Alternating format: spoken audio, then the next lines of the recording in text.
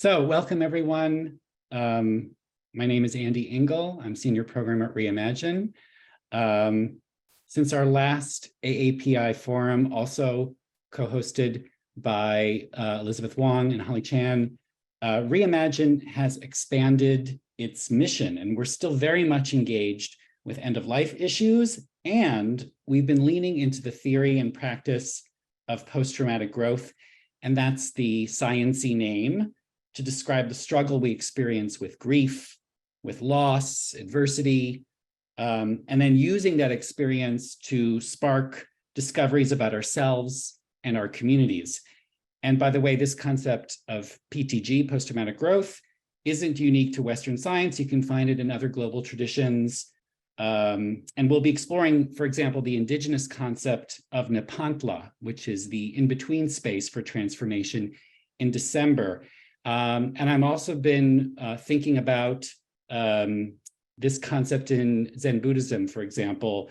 The late Thich Nhat Hanh, Vietnamese Zen Buddhist master, poet, activist, you may be familiar with his quote, "No mud, no lotus."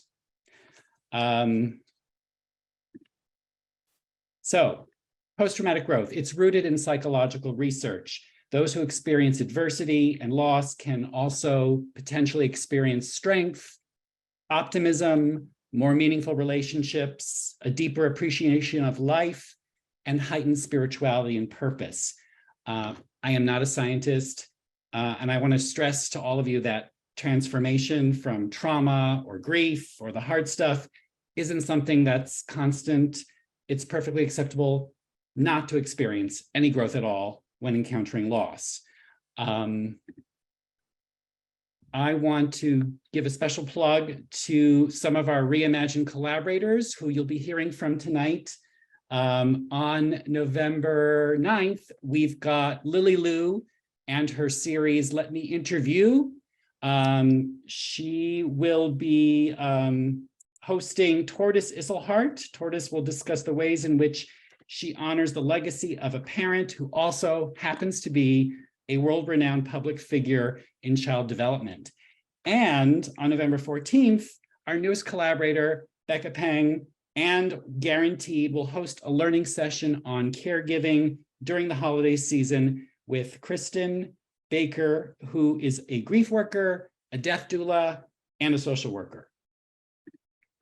I want also to plug a Reimagine monthly series that we've been doing on different themes. We're now in the month where we're focusing on values, wishes, and intentions. I think this forum is so appropriate that it's part of this as well. And it's all about how making plans for a full life can be a pathway to transform ourselves and our loved ones. Planning is a toolkit for self-knowledge, empowerment. It's a shield against anxiety and fear. And we will be learning about building care teams for the dying, managing love and stuff, meaning the material objects belonging to our nearest and dearest, and avoiding missed opportunities for end-of-life planning among underrepresented communities. I can paste a link later in the chat for this. We all know Zoom, but I want to especially point out that we've got the CC button at the bottom of your screen if you need it, so that a live transcript appears. The majority of us are Zooming in from the United States, also known as Turtle Island by Native Americans and their allies. I'm in Lenapehoking, where a large city called New York is located on occupied land. I ask you to join me in acknowledging Indigenous communities in North America, their elders, both past and present, as well as future generations. And I'm stating this because it's just one step to continue the process of dismantling the ongoing legacies of settler colonialism and white supremacy. We're all interested in knowing where you're located if you haven't done that already. So you can put that in the chat, and there's this wonderful map, native-land.ca, where you can check out and learn about locations of Indigenous people, past, present, and future. And also I wanted to point out there is in your chat function these 3 dots where you can download the live transcript. So that's a possibility if you guys want to use that. Feel free to send me a note in the chat if you're experiencing any technical difficulties. I might be able to help you. And that is that. So I'm going to stop my share. All right, everyone. Thanks, Andy. So as creators of the event series that we call Deaf Over Dim Sum and Reimagine's AAPI Table Talk series, Elizabeth and I are hosting this forum in collaboration with Reimagine. As Andy described, a nonprofit whose mission is to spark a community-wide exploration of deaf and more, and the celebration of life through creativity and conversation. So we'd like to thank Reimagine again for providing us the space and resources to host our second Asian American Community Forum on issues that are relevant to people who identify as Asian American. Our first forum served as a brainstorming event to answer questions like, how does your Asian heritage and traditions affect the way you think about life and death? What topics or questions should be explored as they relate to living and dying well? And if you had tried to talk to anyone about these issues before, how have people responded? Did you encounter any challenges or victories? And what are 3 things that you wish that your family, friends, or neighbors could understand about you? That event culminated in the creation of the AAPI Table Talk series, which explored complex family dynamics, strategies, and tools for starting conversations about end-of-life planning, what it means to be mixed race, and a series focused on issues specific to the Southeast Asian community. And this time, we'd like to turn our attention to caregivers in honor of National Family Caregivers Month. This year's theme happens to be caregiving around the clock, a tribute to reminding caregivers the importance that caregiving starts with themselves. And with that, we would like to welcome you to Time Out Before Time's Up.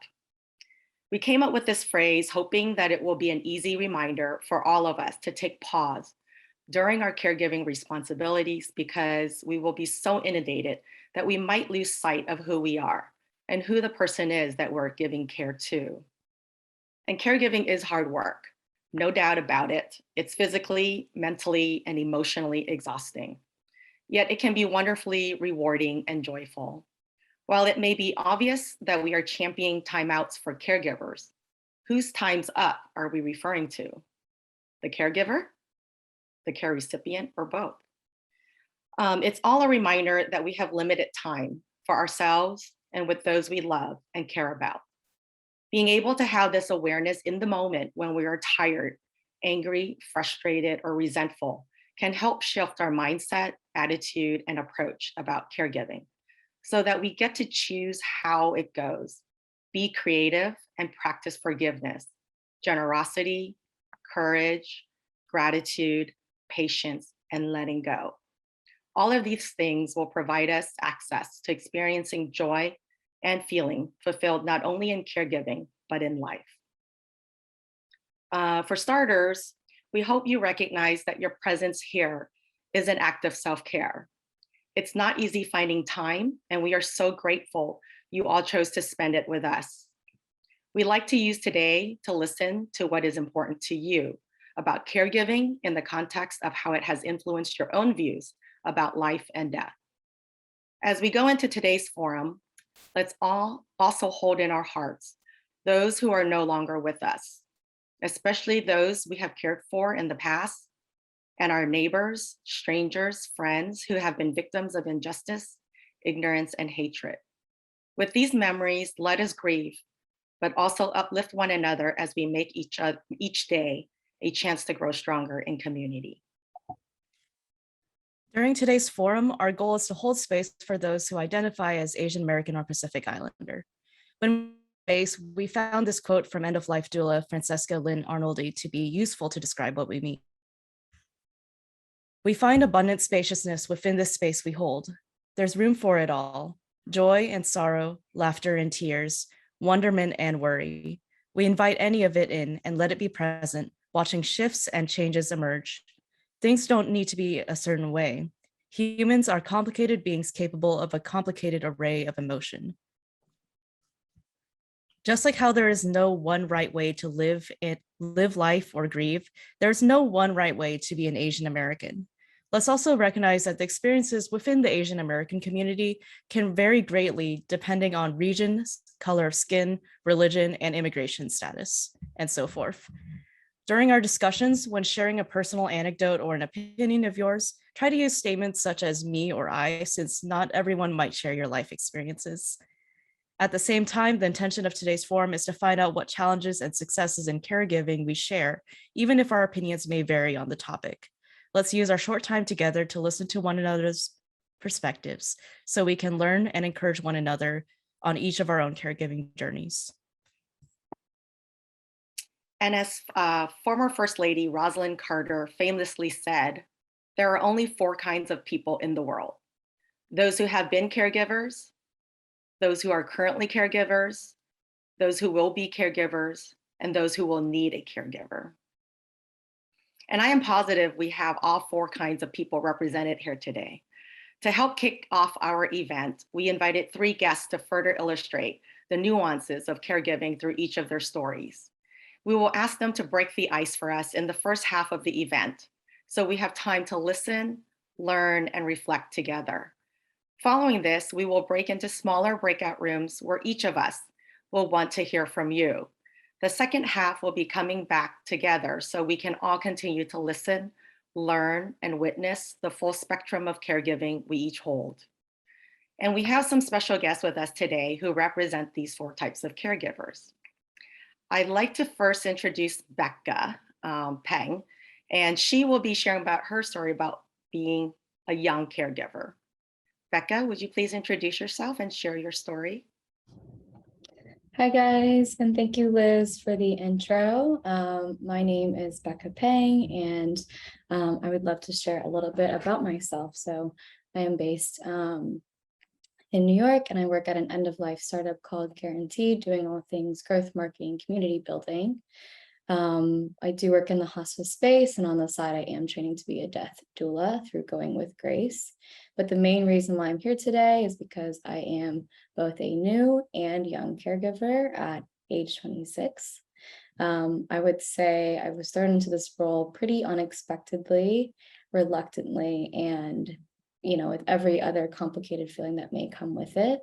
My dad in 2014, it was my senior year of high school, was diagnosed with ataxia, a version that usually hits with no rhyme or reason around age 50 and has an average lifespan about 7 to 10 years after diagnosis. So we are entering about year 8 of his diagnosis, and his health is at a point where in the hospice space, we would say he's actively dying.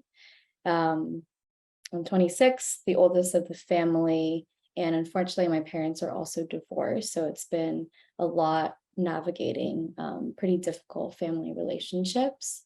I've also admittedly never had a great relationship with my dad ever since leaving for college. It would look kind of like a couple of text messages, throughout major important times of the year, but have never even had a phone call with him since leaving for college. And so when his health rapidly declined and he had to go to the ER, I think I was thrown into a position of having the most industry knowledge of sort of the end of life space, B, needing to be faced with having to immediately rekindle this relationship because it was the most crucial time of need for him.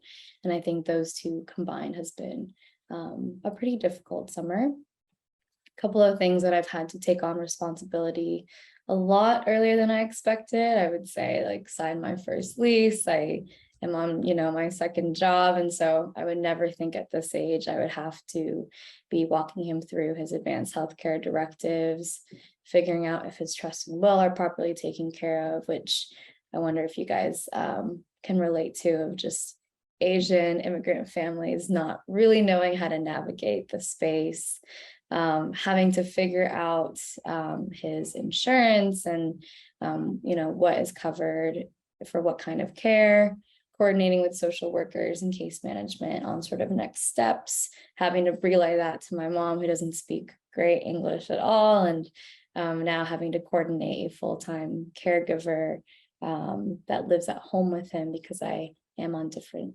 sides of the coast. So those are all things that I've had to deal with this summer. But yeah, I really never thought at this age that I would be doing these things and having to take this on. But even as much as this job in hospice has prepped me for it, I would say it's still probably the hardest thing I've had to do to date.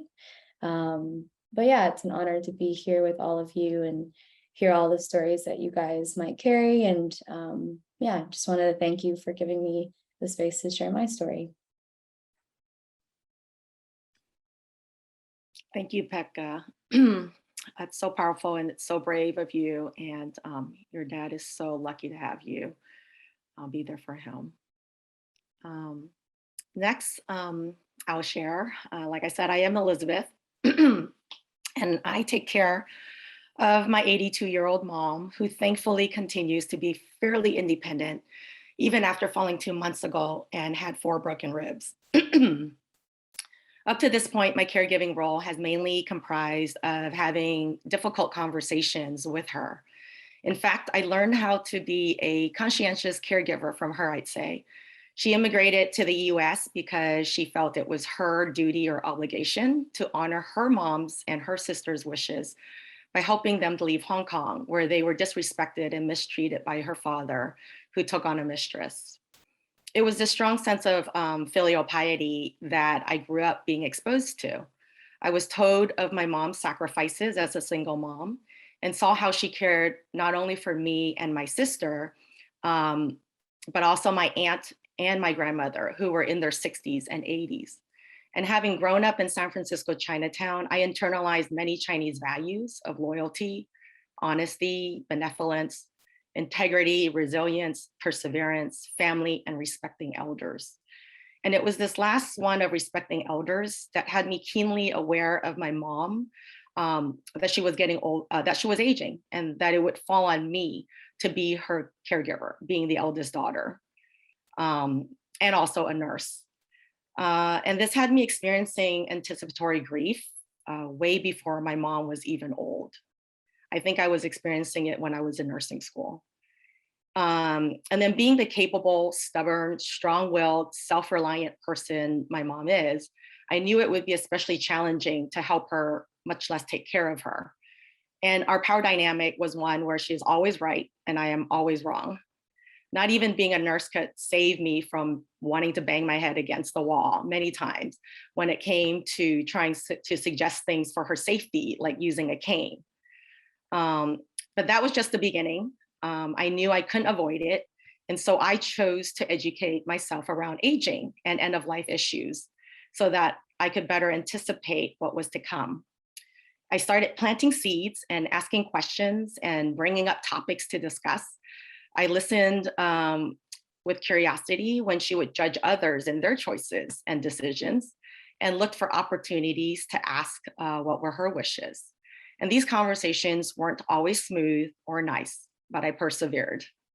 And going back to the suggestion of using a cane, she swore I jinxed her because after I mentioned it, she fell. And what I found was that by always being one step ahead of her, she'd eventually catch up. And rather than saying, I told you so, or why didn't you listen to me? I tried to remember to show grace and help her feel empowered in making good choices for herself. Because in the end, it's what I wanted for her. And it gave her control in the situation that for her felt out of control. And so the next time I planted the seed for a walker, for her to use a walker. And of course she got upset and yelled at me. So I let it go. And then I realized that she would bring up walkers on her own, and I would engage in that conversation when she did, until she ends it by saying, once I use a walker, the next thing will be a wheelchair, which means the end is near. And I would reply honestly, yes. And then she'll scoff and call me crazy. And I let it go. And this would be how I approach talking to her about mental health, about her mental health, how she wants to spend the rest of her time that's left, what kind of legacy she wants to leave behind, how she wants to be buried, and even about medical aid in dying. And with the language barrier, I was able to communicate on a level in Cantonese with her. And that was been really helpful, being able to do that. The last few years have been especially challenging for her due to the isolation from COVID and fear of anti-Asian hate. that I became consumed by her angst and fear, concerns, and stress. I ended up being her therapist, so much so that I suffered from caregiver fatigue. I wasn't taking care of my own needs. I found myself being impatient, angry, uncared for, alone, even though I had a sister and great support from friends. That at my lowest point, I told my mom I couldn't take it anymore. And that I will have to check myself into the hospital. I didn't think I would harm myself, but I was tired, feeling stuck, and just wanted to break down.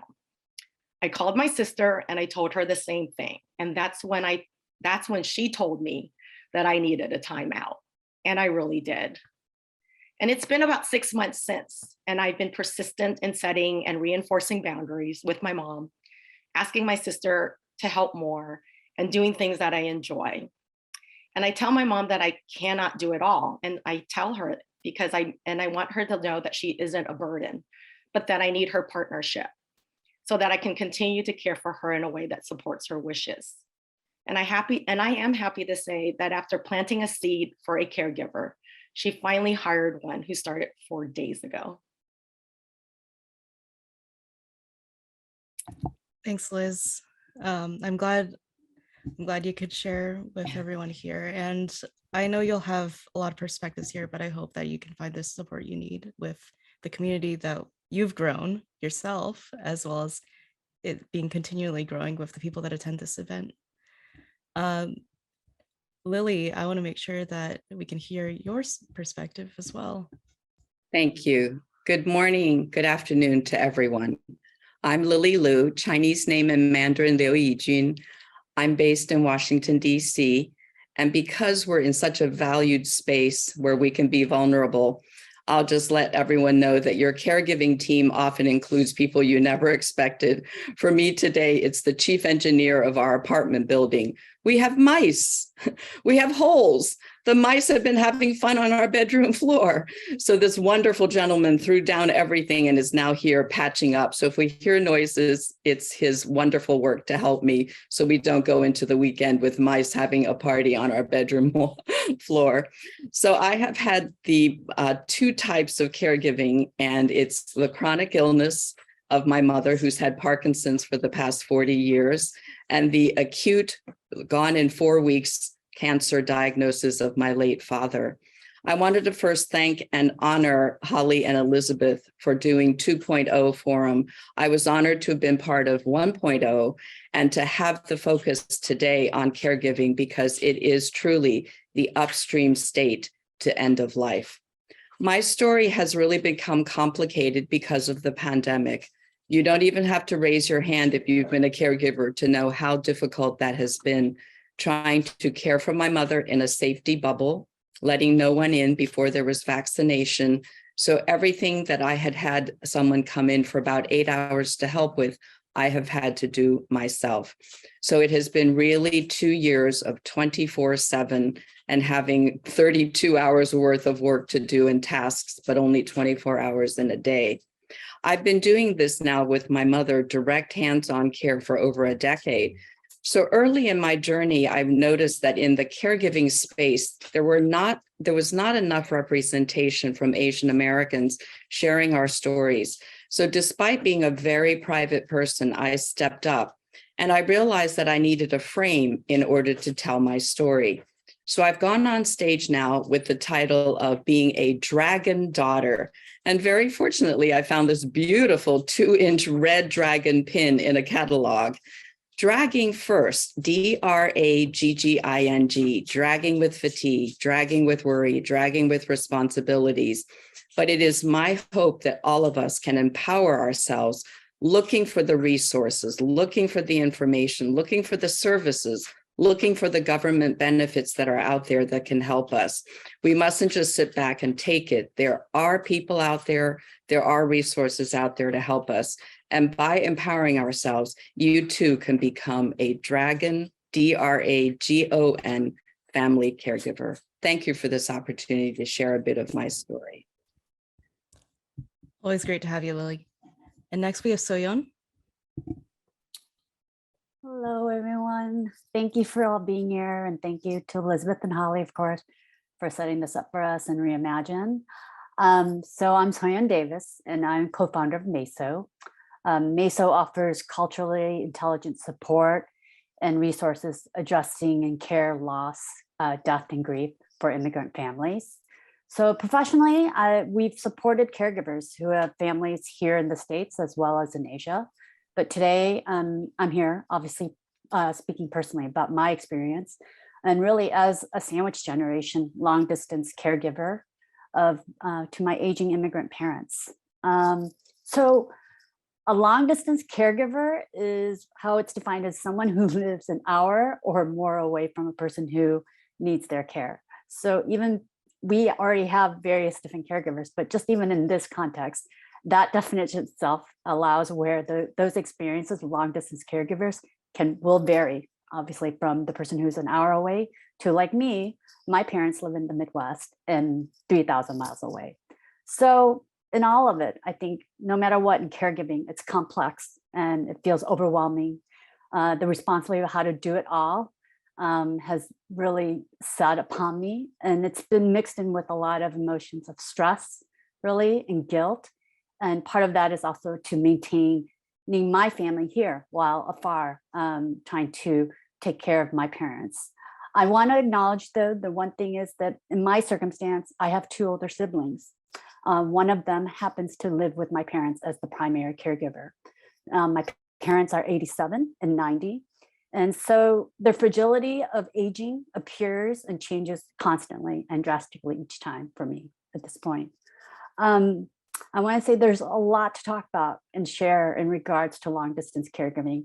And I don't think we'd have the time or breadth of it to speak about it here. So I did want to just focus on some, my attention here was to really focus on like three aspects that I struggled with and probably continue to even still at this time as a long distance caregiver. But some of the ways that sort of I've been addressing them. And that has to do with expectations, communication, and connection. Expectations really was really being clear as I began in this journey. I had to really delve into myself and really dispel that myth. And I think dispel the myth from our society that we ourselves can do it all. Having that sort of narrative of perfectionism and sort of that unrealistic expectations of what care should even look like.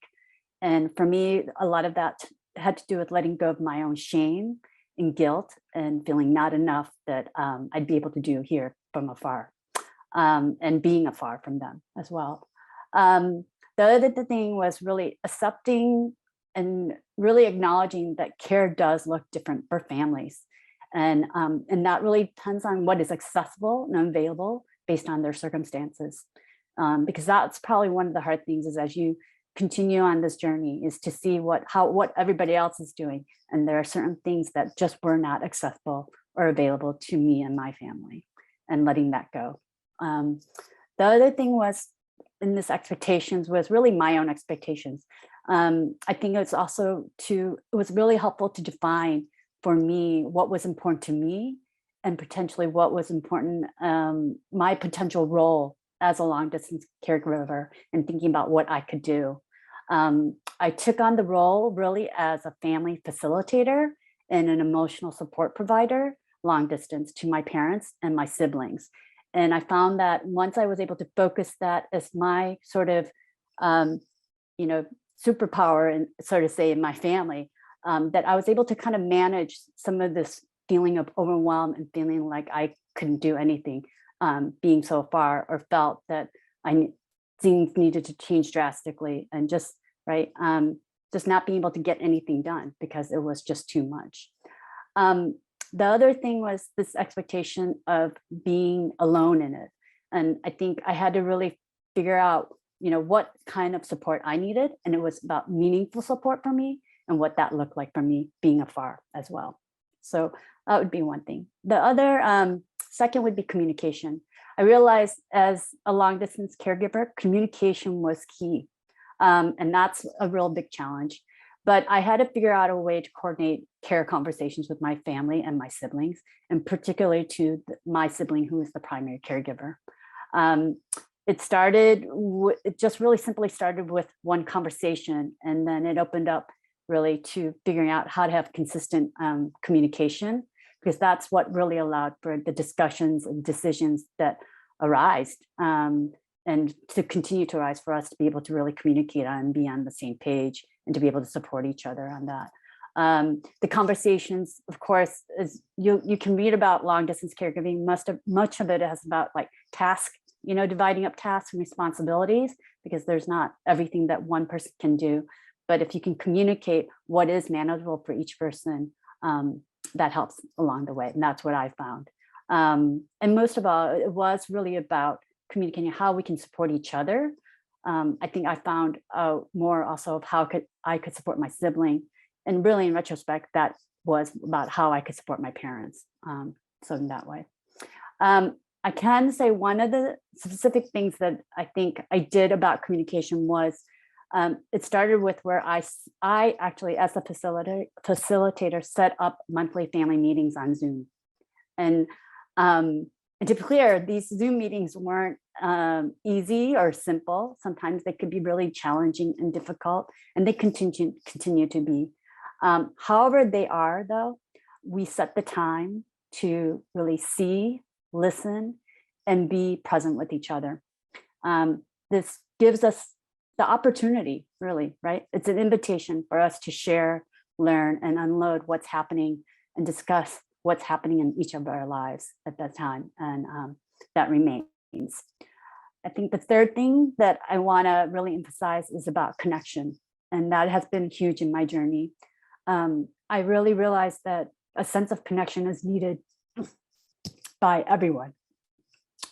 I'm not here to define what connection looks like for you or your family, but however, through this experience, I have really realized how it's very easy to do what we do in silo, and and hold our experiences in silo. And when we do that, our ability and capacity and motivation to be in this space gets really lost and gets stuck. In these feelings, I think, of everybody who has described here, feeling of exhaustion, overwhelm, and disconnect. And truly, I feel like this is why I'm speaking here today, because I want to really emphasize our need to share and listen and connect more and lean into, right, ourselves, give ourselves permission to ask for support from our friends or families, and really our communities. It does all take a lot of time, patience, flexibility, and communication. But I think most of all, it takes compassion, not only for obviously our loved ones, but compassion for ourselves as we're in this space. So I thank you so much. We're glad to have you, Soyeon. Thank you so much. And thank you to Becca, Liz, Lily, and Soyeon for just really skimming the surface of all the knowledge that they bring here today. I mean, I have here. I'm falling into the place as kind of the anticipatory caregiving right now. don't currently have experience being a caregiver, but being among these folks and working with them, I've learned so much from them, and I hope you will too.